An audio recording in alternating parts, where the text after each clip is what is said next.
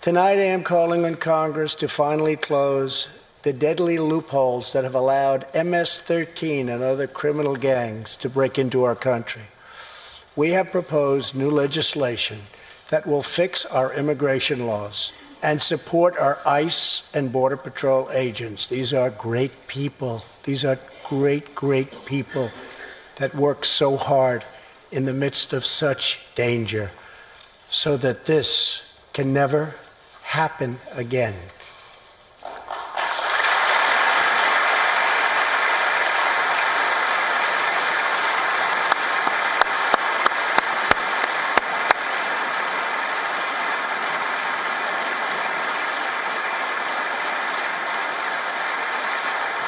The United States is a compassionate nation.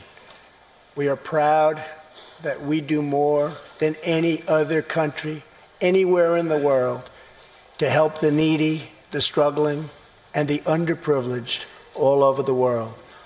But as President of the United States, my highest loyalty, my greatest compassion, my constant concern is for America's children, America's struggling workers, and America's forgotten communities. I want our youth to grow up, to achieve great things.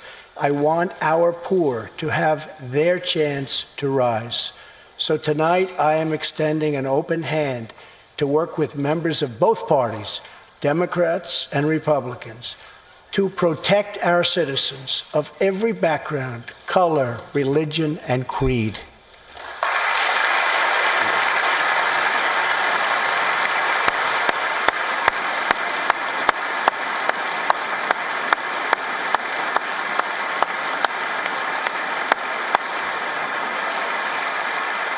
My duty, and the sacred duty of every elected official in this chamber, is to defend Americans, to protect their safety, their families, their communities, and their right to the American dream. Because Americans are dreamers too.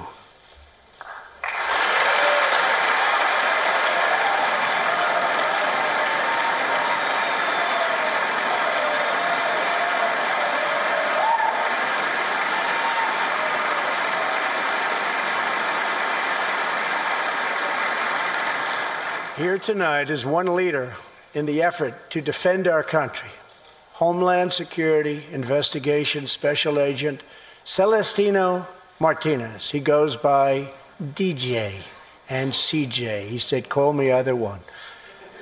So we'll call you CJ. Served 15 years in the Air Force before becoming an ICE agent and spending the last 15 years fighting gang violence and getting dangerous criminals off of our streets. Tough job. At one point, MS-13 leaders ordered CJ's murder, and they wanted it to happen quickly. But he did not cave to threats or to fear. Last May, he commanded an operation to track down gang members on Long Island.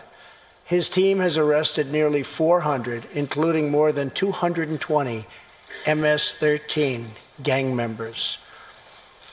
And I have to tell you what the Border Patrol and ICE have done. We have sent thousands and thousands and thousands of MS-13 horrible people out of this country or into our prisons. So I just want to congratulate you, CJ. You're a brave guy. Thank you very much.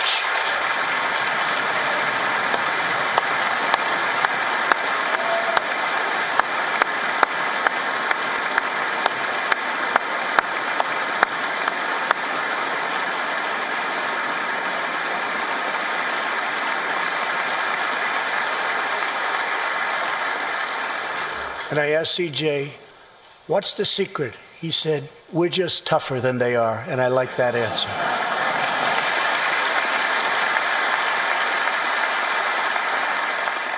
Now let's get Congress to send you, and all of the people in this great chamber have to do it. We have no choice.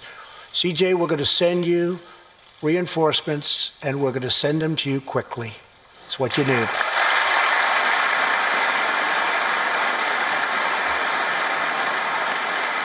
Over the next few weeks, the House and Senate will be voting on an immigration reform package.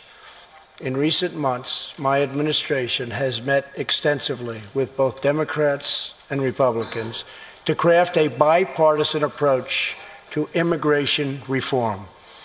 Based on these discussions, we presented Congress with a detailed proposal that should be supported by both parties as a fair compromise, one where nobody gets everything they want, but where our country gets the critical reforms it needs and must have.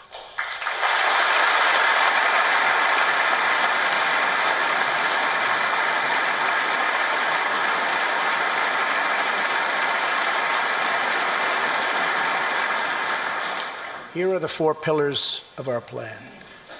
The first pillar of our framework generously offers a path to citizenship for 1.8 million illegal immigrants who were brought here by their parents at a young age.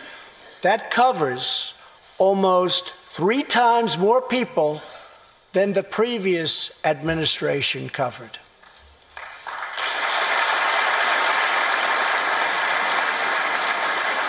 Under our plan, those who meet education and work requirements and show good moral character will be able to become full citizens of the United States over a 12-year period.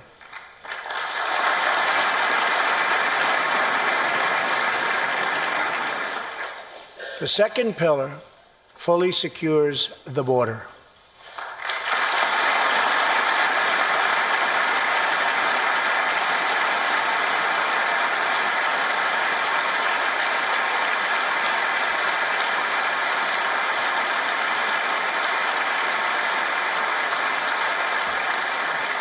That means building a great wall on the southern border, and it means hiring more heroes like CJ to keep our communities safe.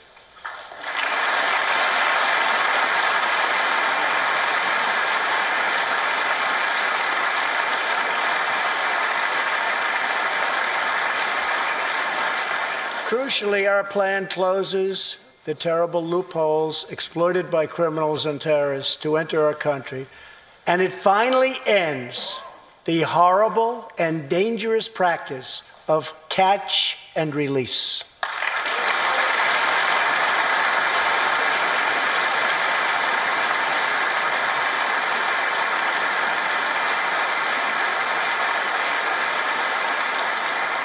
The third pillar ends the visa lottery, a program that randomly hands out green cards without any regard for skill, merit, or the safety of American people.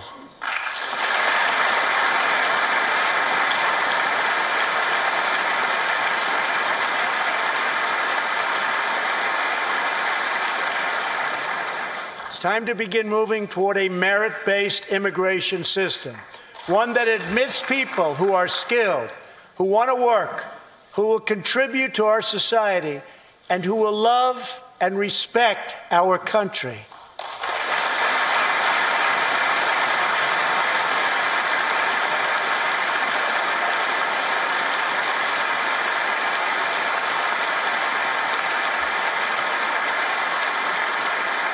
The fourth and final pillar protects the nuclear family by ending chain migration.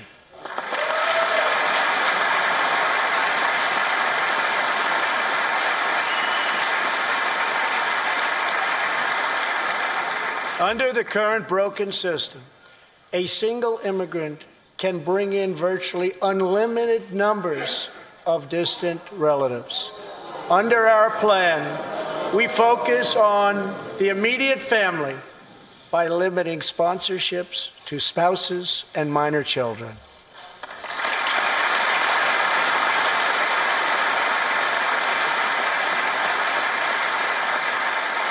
This vital reform is necessary not just for our economy, but for our security and for the future of America. In recent weeks, 2 terrorist attacks in New York were made possible by the visa lottery and chain migration. In the age of terrorism, these programs present risks we can just no longer afford. It's time to reform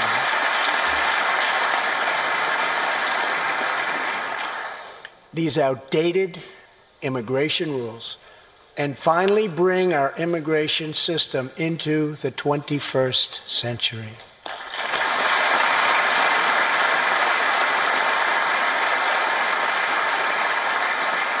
These four pillars represent a down-the-middle compromise and one that will create a safe, modern, and lawful immigration system. For over 30 years, Washington has tried and failed to solve this problem.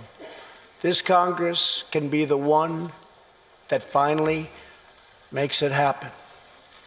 Most importantly, these four pillars will produce legislation that fulfills my ironclad pledge to sign a bill that puts America first.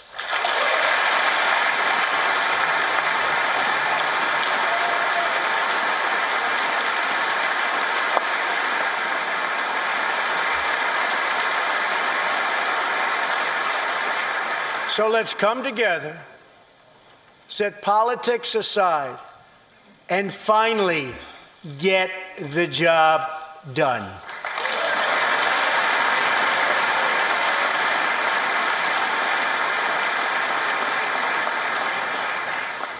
These reforms will also support our response to the terrible crisis of opioid and drug addiction. Never before has it been like it is now. It is terrible. We have to do something about it. In 2016, we lost 64,000 Americans to drug overdoses, 174 deaths per day, 7 per hour. We must get much tougher on drug dealers and pushers if we are going to succeed in stopping this scourge.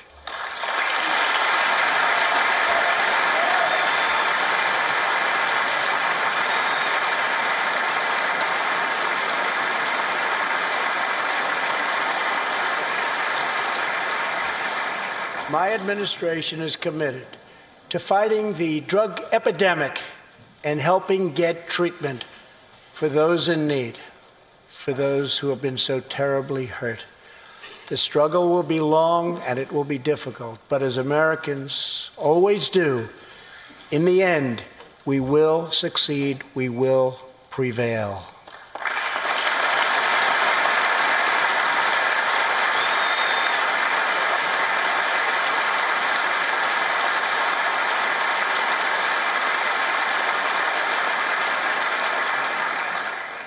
As we have seen tonight, the most difficult challenges bring out the best in America.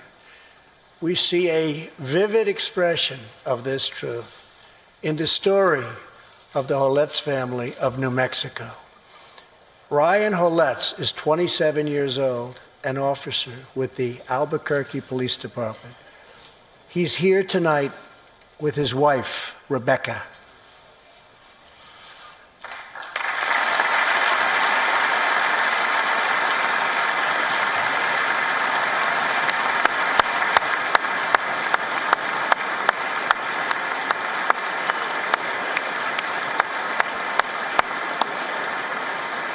Thank you, Ryan.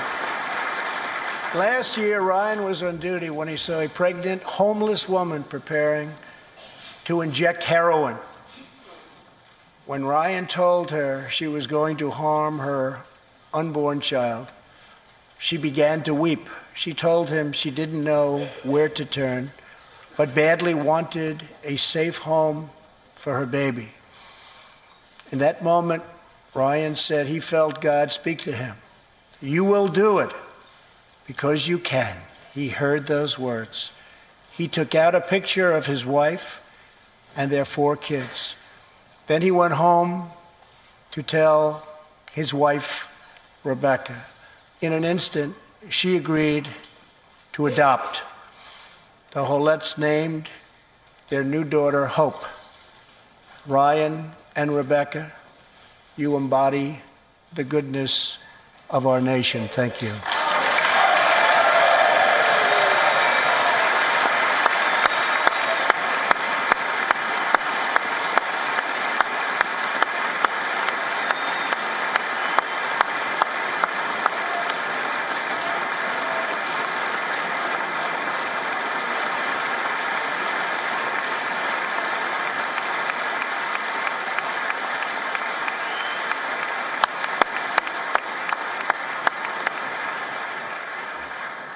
Thank you, Ryan and Rebecca. As we rebuild America's strength and confidence at home, we are also restoring our strength and standing abroad. Around the world, we face rogue regimes, terrorist groups, and rivals like China and Russia that challenge our interests, our economy, and our values. In confronting these horrible dangers, we know that weakness is the surest path to conflict, and unmatched power is the surest means to our true and great defense. For this reason, I am asking Congress to end the dangerous defense sequester and fully fund our great military.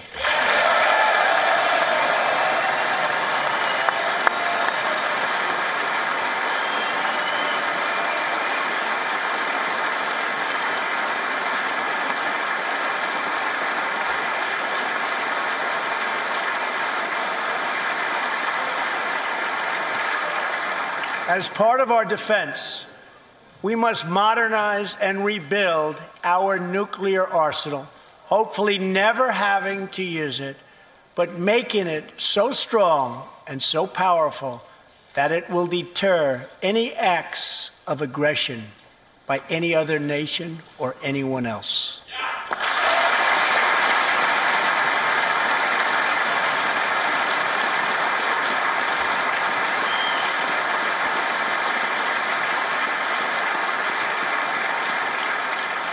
Perhaps someday in the future there will be a magical moment when the countries of the world will get together to eliminate their nuclear weapons. Unfortunately, we are not there yet, sadly. Last year, I also pledged that we would work with our allies to extinguish ISIS from the face of the earth. 1 year later, I am proud to report that the coalition to defeat ISIS has liberated very close to 100% of the territory just recently held by these killers in Iraq and in Syria and in other locations as well.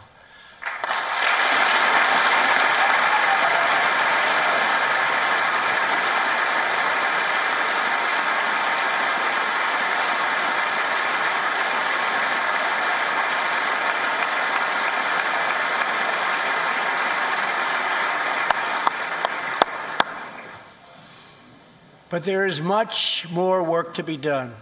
We will continue our fight until ISIS is defeated. Army Staff Sergeant Justin Peck is here tonight. Near Raqqa last November, Justin and his comrade, Chief Petty Officer Kenton Stacy, were on a mission to clear buildings that ISIS had rigged with explosive, so that civilians could return to that city, hopefully soon and hopefully safely. Clearing the second floor of a vital hospital, Kenton Stacy was severely wounded by an explosion. Immediately, Justin bounded into the booby-trapped and unbelievably dangerous and unsafe building and found Kenton, but in very, very bad shape. He applied pressure to the wound and inserted a tube to reopen an airway. He then performed CPR for 20 straight minutes during the ground transport and maintained artificial respiration through 2.5 hours and through emergency surgery. Kenton Stacy would have died if it were not for Justin's selfless love for his fellow warrior. Tonight, Kenton is recovering in Texas. Raqqa is liberated, and Justin is wearing his new Bronze Star with a V for valor. Staff Sergeant Peck, all of America salutes you.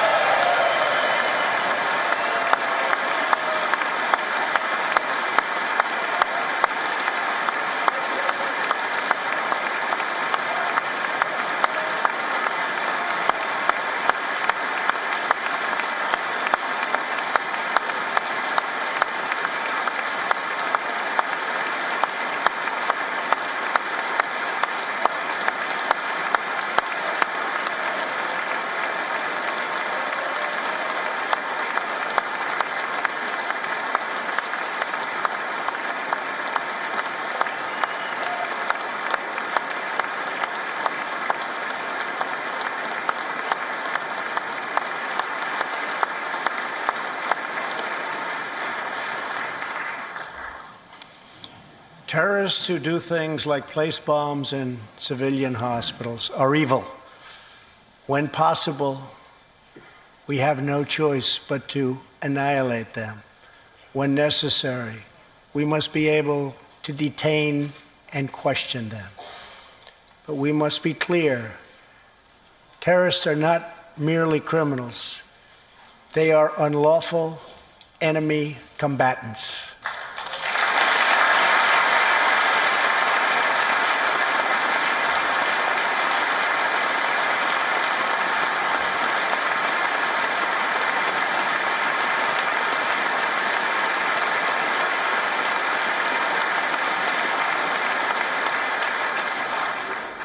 And when captured overseas, they should be treated like the terrorists they are. In the past, we have foolishly released hundreds and hundreds of dangerous terrorists, only to meet them again on the battlefield, including the ISIS leader, al-Baghdadi, who we captured, who we had, who we released. So today, I'm keeping another promise. I just signed, prior to walking in, an order directing Secretary Mattis, who is doing a great job. Thank you.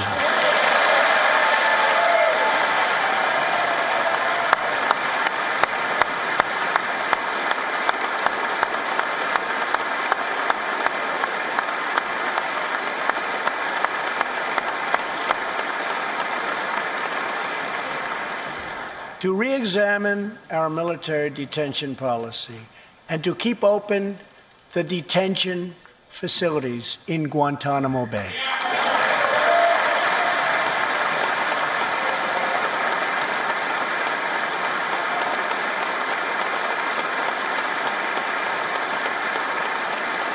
I am asking Congress to ensure that in the fight against ISIS and al-Qaeda, we continue to have all necessary power to detain terrorists wherever we chase them down, wherever we find them. And in many cases, for them, it will now be Guantanamo Bay.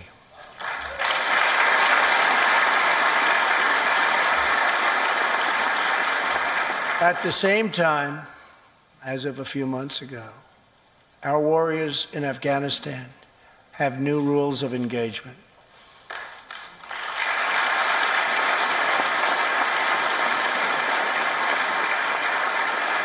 Along with their heroic Afghan partners, our military is no longer undermined by artificial timelines, and we no longer tell our enemies our plans.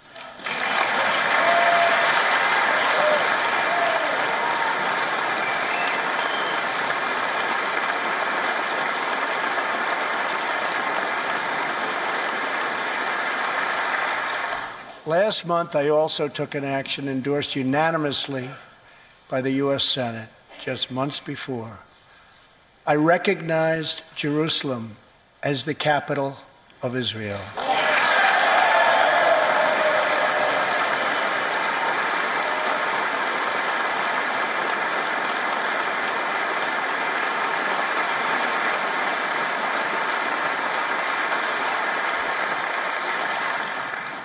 Shortly afterwards, dozens of countries voted in the United Nations General Assembly against America's sovereign right to make this decision.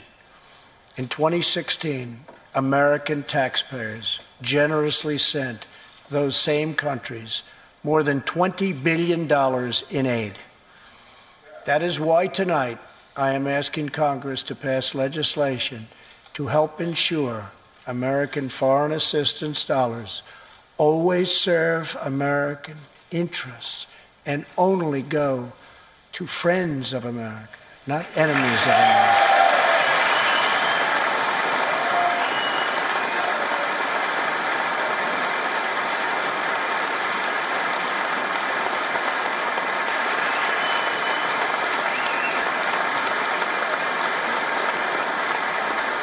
As we strengthen friendships all around the world, we are also restoring clarity about our adversaries.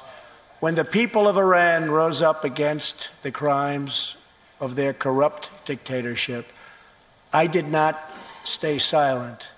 America stands with the people of Iran in their courageous struggle for freedom.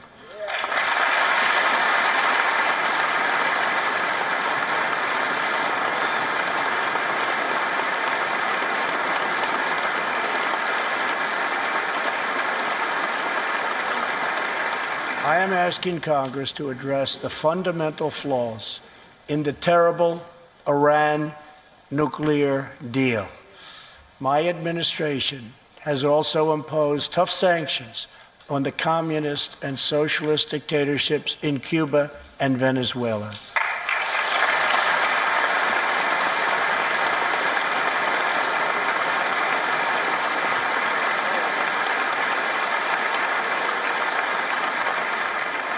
But no regime has oppressed its own citizens more totally or brutally than the cruel dictatorship in North Korea.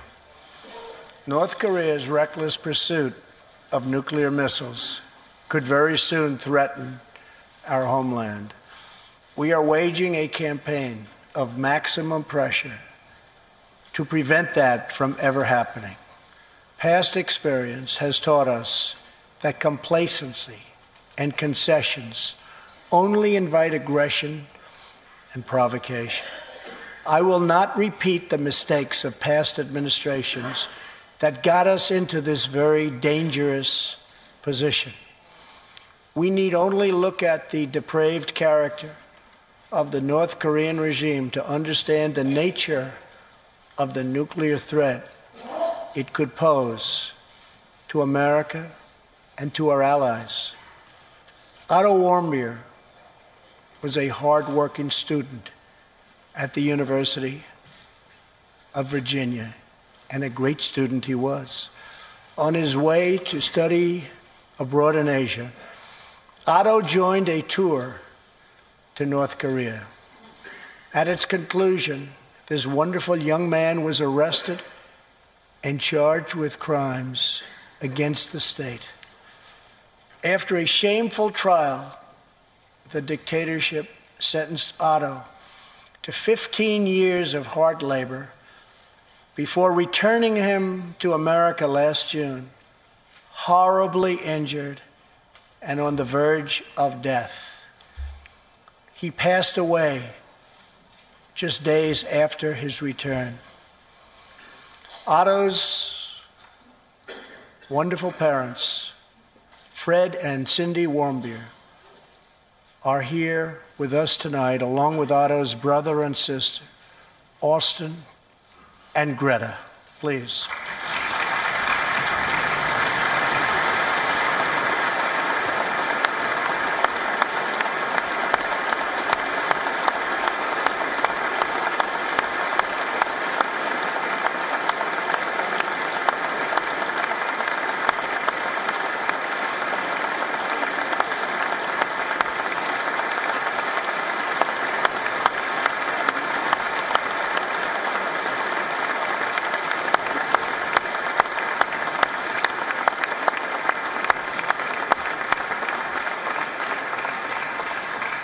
Incredible people. You are powerful witnesses to a menace that threatens our world, and your strength truly inspires us all. Thank you very much. Thank you.